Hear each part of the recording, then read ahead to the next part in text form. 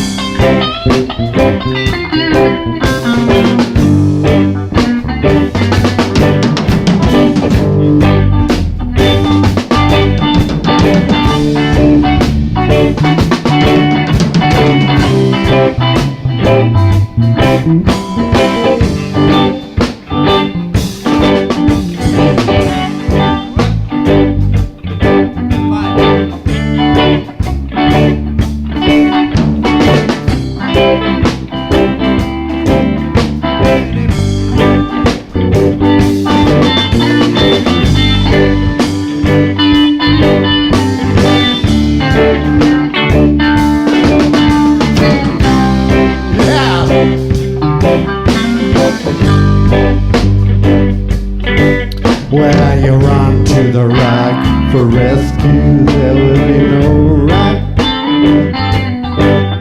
When you run to the rock for rescue, there will be no rock. When you run to the rock for rescue, there will be no rock. When you run to the rock for rescue, there will be no rock.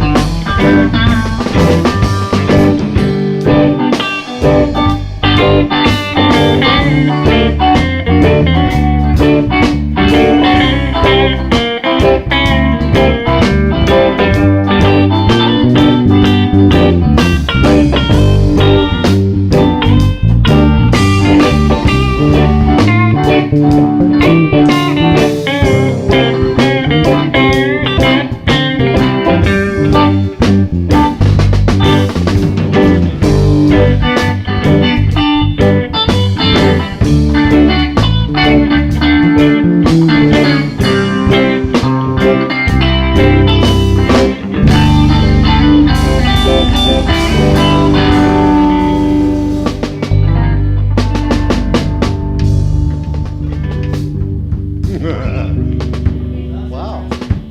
Brave new world.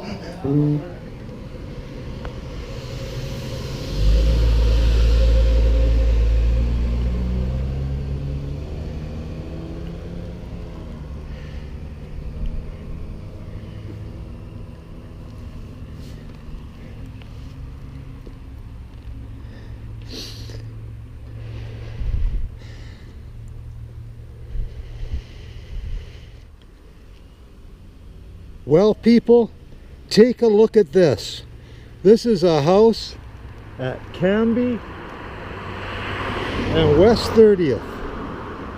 This bungalow here is going to be sold for $11 million. $11 million is the asking price on this bungalow. 11 million, that's what you get in Vancouver for $11 million, thanks to our lousy government. Our lousy government who can't do anything about money laundering and let criminals launder their money in this country. And this is a result, $11 million house. The worst governments we ever had.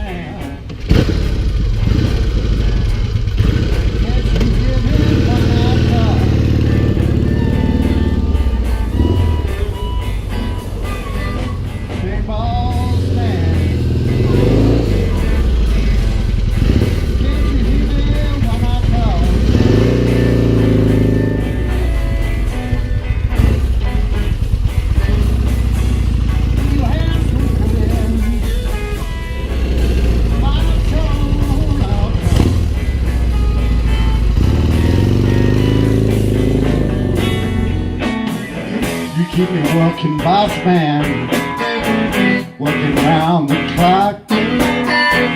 One little drink of whiskey, one little meat on drop. Big boss man, can't you hear me when I call?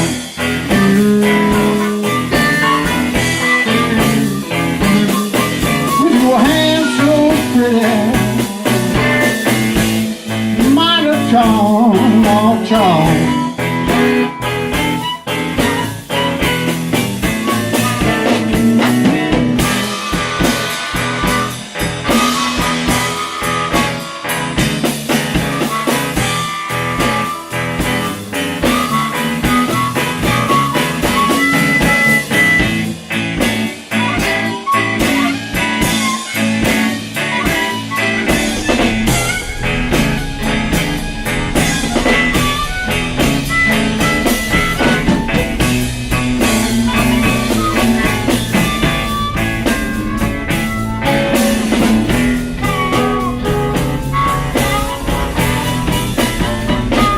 Big boss man,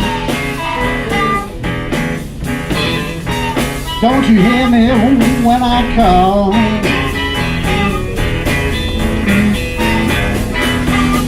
Big boss man, don't you hear me when I call?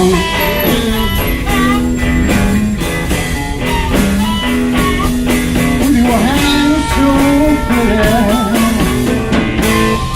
monotone, oh chong.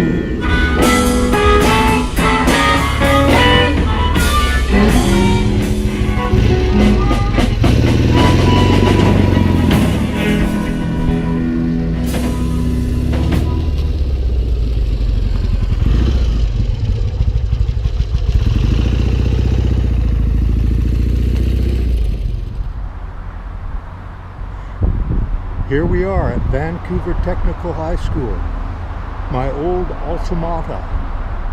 This is where I learned all the trade stuff I know almost, right here. There was no better school in this area for trades. The biggest shops, the biggest print shop, the biggest wood shop, the biggest sheet metal shop, the biggest machine shop, the biggest automotive shop, the biggest foundry, fabulous foundry here. I still have stuff from that foundry, and from the machine shop, and from the woodworking shop. I'm still using stuff, especially this bike, which I built 5 years after leaving this school. I learned a lot of skills that are involved in doing this. I polished my first clutch case here when I was 14 for a guy where I was working, an older guy who had a Triumph Bonnie. And he loved the job I did, and it was sweet. And I was hooked. That's when I was 14, over 5 decades ago. And this bike I built when I left this school.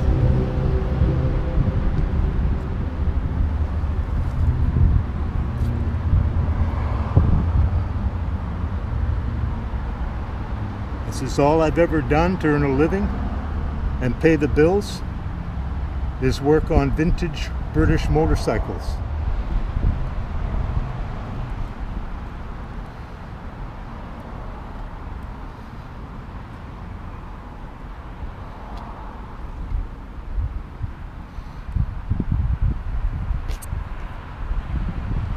Van Tech. Let's check out around the back now. All right, we're back at Tech Machine Shop, and I'm happy to say it's still a machine shop, though this seems to be the biggest lathe here, this one. But all along this entire row here used to be huge 12-inch, 14-inch lathes. None of this woodworking stuff. Yeah, and the milling machines still look like the same milling machines.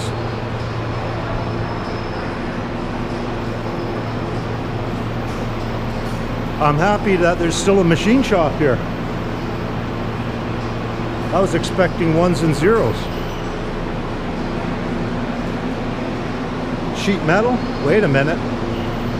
Maybe they put the sheet metal shop in here with the machine shop. Because I'm starting at the end of the building where the machine shop is, and then I'm working down to the sheet metal shop.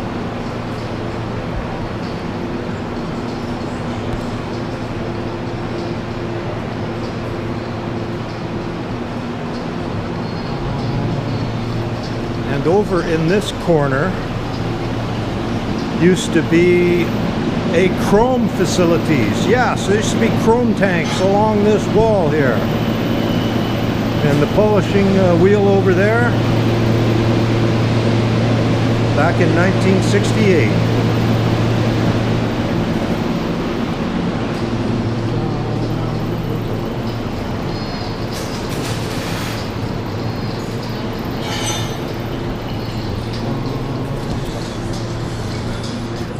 Thanks for your effort. Hey, thanks you're for very your welcome. generosity. Yeah, see you later. All right, here we are on 3rd Avenue in Vancouver, where this bike was built.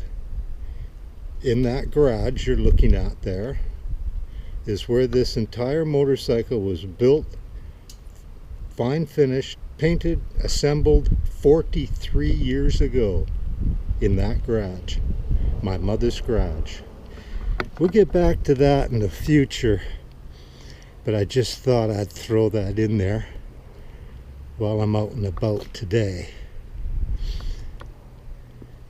And the shack. Oh, you should hear the stories that went on in the shack. Yeah, so there's where I grew up, in that garage, and started my motorcycle career right in there. Anyway, we'll be back.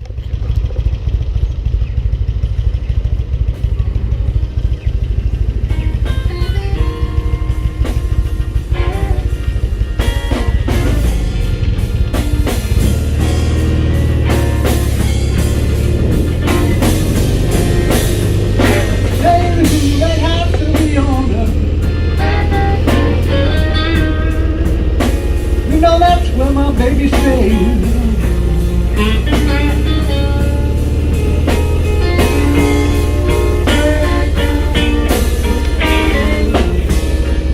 Red house over yonder.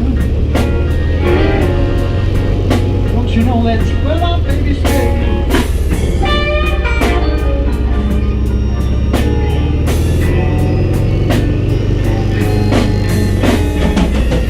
I see my loving baby. About 99 and 1/2 days.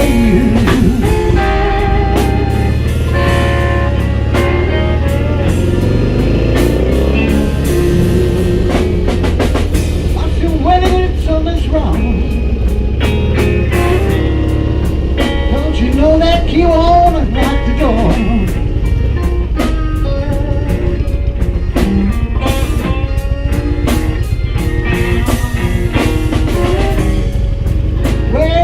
Something's wrong. Don't you know this key won't unlock the door?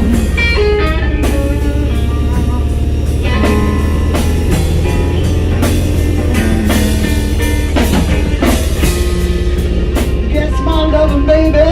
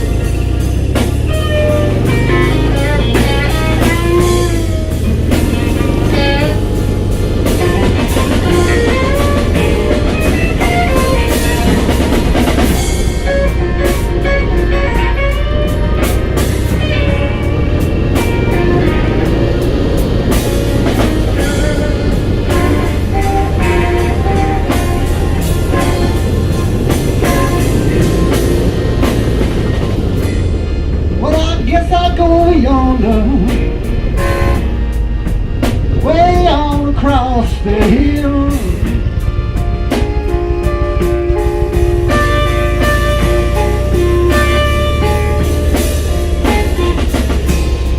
I guess I'll go yonder, way on across the hill.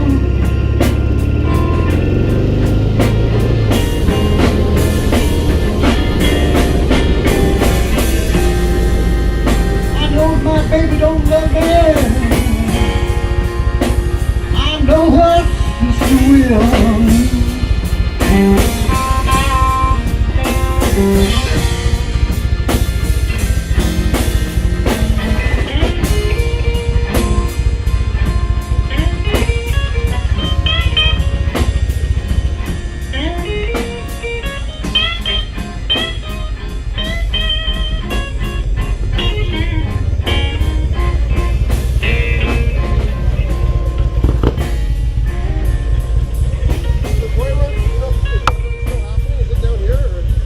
Remnants. Oh yeah? Remnants. That's the last stuff to drop off. Where are they parking? Straight up there. Oh, okay. Yeah. We're over here.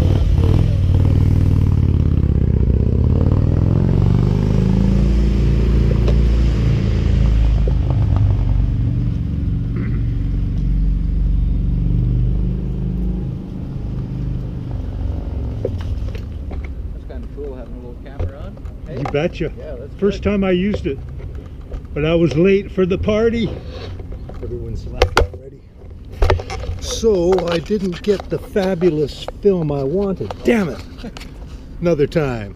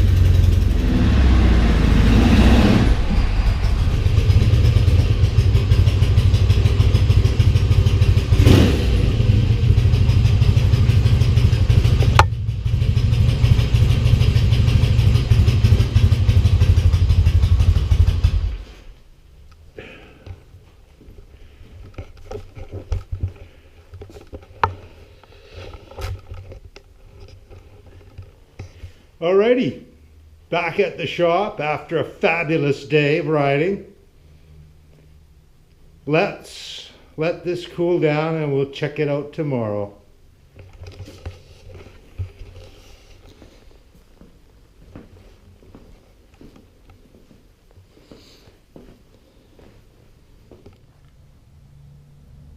Hi everybody, back at the shop. The Black Beauty Vintage is all cooled down so we can take a closer look. This bike rolled out of my mother's garage 43 years ago. I built this when I was 23 years old. This finish you see is the finish that came with it out of my mother's garage 43 years ago. All my painting, all my polishing, and the same assembly. This bike hasn't been apart other than 3 years ago I rebuilt the motor. And I learned a lot about motors in 40 years, so this bike has never run better.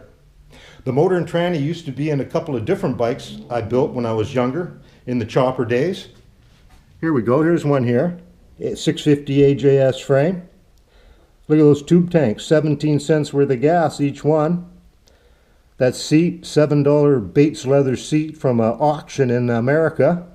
And that girder front end, 28 BSA 500 exposed rocker arms, could have bought the whole bike for $100. But a bunch of 16-year-olds too stupid to realize how valuable the bike was. And that would be in 1968, 69. So this bike I used to about 1970, middle of 70. Then I decided to build a chopper, fancier chopper. And this is what I came up with here. I went to Dan's at the part shop and I got me an N15 frame front half and proceeded to build a rigid frame. So I extended the front tubes here, stretched the neck 4 inches, built these Springer forks you're looking at. Right here were huge twists in the forks, twisted steel risers. And this thing was polished perfectly, chromed perfectly by Comet Chrome. Hey, my first 2-into-1 exhaust, the gas tank, handmade by yours truly, welded right to the frame, you betcha. And that king and queen seat, ever seen one that tall? No struts holding it up at the rear, you see that? No struts at the rear holding it up. The rear panels here, they lit up, those panels lit up at night red, both sides. And you should have seen the woman that used to sit on the top of that. So that bike I used for a couple of years, 71 to 72. Then I got tired of the small tank and wanted a bigger tank. Back down to the part shop. Boom, here's my next version. Here's the rare Douglas gas tank that I still have on the bike. Harley toolboxes I got from Dan and the gas tank. And then here's some new alloy fenders front and back. And I sort of started changing my tastes in motorcycle building, thinking of the full dress vintage thing. This chopper front end, I took that off, put a Norton disc on, extended, and then I proceeded to ride to Princeton and crash this bike on the way. Thank you, John and Marina, for rescuing me from the hospital. So, while recouping, I looked through my vintage motorcycle catalog, super collector's item. This is from 1933. When I got this book in 1965 from a co-worker at Calvan, thank you, Gordon, I thought it was ancient. Wow, 32 years old. This is an antique, this book. Now, I've had it for 45 years. Over 45 years. This book is now 84 years old and I'm ancient. But I looked through every page of this book over and over again while recuperating from crashing my chopper. And this is where I decided to stop building choppers and build full dress proper motorcycles. And I used this book as a guideline to change my chopper into the bike you see today. This book, all the 1933 models, because the world was in a recession. They couldn't afford to do a bike show. So this book has all the models that England was building. What a great book. So I looked and I stole every idea I could. And actually, I seem to have skipped a page here. Damn it. Bruff Superior. Check the windshield. Boom. You get it? Stole every idea I could. Cover to cover, over and over again. All the cool bikes, even that three-wheel Morgan. So I hope to print this book again one day, because everybody should have a copy of this book that owns a motorcycle. It'd be a shame for this book to get lost, because I doubt that there's another one. If someone else has one, let me know. So after watching this or looking at this book, this is my bike being rebuilt, full dress vintage styling in my mother's garage. Back down to Dan's, got this Vincent seat rubber here, genuine latex Vincent seat rubber.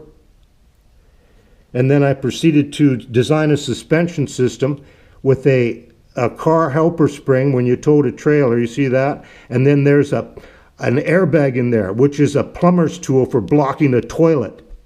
And then the bellows that you see on here, that was so difficult, 6 months to find that. That's an inboard, outboard coupling cover for a Mercury boat. So there is this bike being built in my mother's garage. And here we are, late 74, early 75. And that's the bike you see today. So let's take a closer look at this. We'll just go front to back to keep it simple. We got alloy fenders, Wassel, and this curved bracketing, some of my styling, influenced by my vintage book. And my usual styling on the forks, your chrome steering yokes, and your black headlight brackets and headlight shell, and your black fork sliders, styling from the 50s and 60s. Your basic Norton discs there, nicely chromed up, and the wheel. Oh, 43 years old, thank you. So if you see a little divot here and there, give me a break. And the usual triple trouble bellows. And here's the N15 frame. I had, in my choppers, stretched it here 4 inches, so I had to cut that tube right out and put a new tube right in the neck, unreal. Put it back down to stock length. And you see all those joints, how they've been smoothed out with Bondo? If you look, you won't see one crack 43 years later. I used to do paint and Bondo for a living, originally in the 70s as Sun Cycle. So this is Imron you're looking at, and the tank and fenders are lacquer. So the tank, well,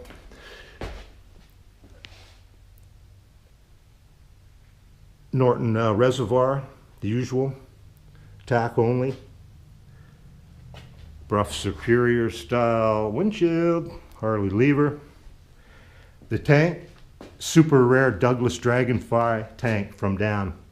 Super rare. With the super rare Norton cap, and that's actually their made repo. But that is an original one that I had re-chromed. That's a genuine Norton cap. I've had that for almost 50 years. And this genuine Vincent seat rubber, leather upholstery. This is more comfortable than my Interstate. After 200 miles, the Interstate, kind of an ass burner. This thing stays comfortable. So there's an air valve under here. So you adjust this chair from soft to hard. You get it? Put a passenger, when a passenger's on this thing, this is almost like it's got suspension. So in no particular order, this frame neck and this tube here is the only part of this frame that is Norton factory from here to there. Other than that, the tubing from here and here under the tank back, this is all my framework from when I was actually 20, some of it 19. You get it? All welded, still perfectly, nothing broken, nothing cracked. All my fitting here of all this tubing. Well, this bike is overbuilt. These tubes are pretty heavy gauge, and that's why they haven't broke. Overbuilt, to put it politely. Here's the oil tank. This oil tank I designed and built and had chromed February 1971, including modifying and installing this oil radiator. So this oil tank and oil radiator, 1971, that was some of my work I was doing as a 20-year-old. And it works perfectly to this day. No problems whatsoever. No breaking, no leaking. So pleased. Oh, these Harley toolboxes from Dan, I got 2 of them. They're supposed to be for the right side of a Harley, but you see I've got a left-hand one also. Not really, it's just the right-hand one turned upside down, but you can't tell. If you're a Harley guy, you would know. I saw on American Pickers a couple years ago that young guy suggesting that these toolboxes, these smooth ones that don't have the fins in them, $1,000 each. These were brand spanking new when I got them from Dan at the part shop. Here's a battery box, that replica out of stainless I made, a Bruff Superior replica battery box. And here's the oil tank, and here we have the chain guard. The whole panel is chain guarded in, you can't see the chain. And then a later model Triumph chain guard here. Now this rear wheel is a Harley 45 rear wheel. Actually it's a 74 with a 45 drum and a Norton backing plate mounted to the 45 drum. Take off the edge so it fits in, like Harley had it here on the inside. 42 tooth sprocket, geared for the highway. My styling here on these fender brackets from my book, 1933 Norton, this business here. And then this bumper, this is some of my concept. It's reminiscent of the how they used to have the stand that dropped down on the rear of the bike, and it sort of had this shape. So even though it's not a stand, it's a nice little bumper shape there, finishing off the tip of the fender here. Aluminum fender on the rear. And this is my first mounting of an aluminum fender over 43 years ago. See this crack? That happened within a year. You can see it, it's right here. I put a rubber pad, siliconed it, and sandwiched it between the bracket and the fender, and boom, no more crack. This is one of those taillights, those chopper taillights that used to be longer. The casting was longer, so I cut it off this way. I kept the end of it, and I turned the end of the casting into this detachable chrome piece, and then so I brought it up so it didn't look like a limp dick hanging there. And it's quite an appropriate antique looking taillight after modifying it from the chopper world. Here's a little shroud here that my friend picked up for me. Thank you, Tobin, for doing that day. Found it at a metal spinning shop. Perfect! Because those Harley hubs are quite gross looking, even if they are chromed nicely. What the hell, we got a weld here that's been there for 44 years, and I haven't seen cracks since. P11 pipes extended. Gold Star mufflers. What else is there to say about this poverty level shoestring motorcycle build from 43 years ago? Oh, look at this head, eh? Quite the psychedelic effort here. All this scalloping. I got that from a Harley that was on the cover of the first issue of Easy Rider. A panhead had cast finned valve covers that were scalloped like that. So I said, okay, that worked for me in 1970. Because this head was on my previous bike, scalloped like that. And the manifolds. And don't forget the front of the head. Kind of cool, actually. Different. And that immaculately polished head. Just polishing the head, same amount of time as rebuilding an entire engine. Here's where I did my original concept.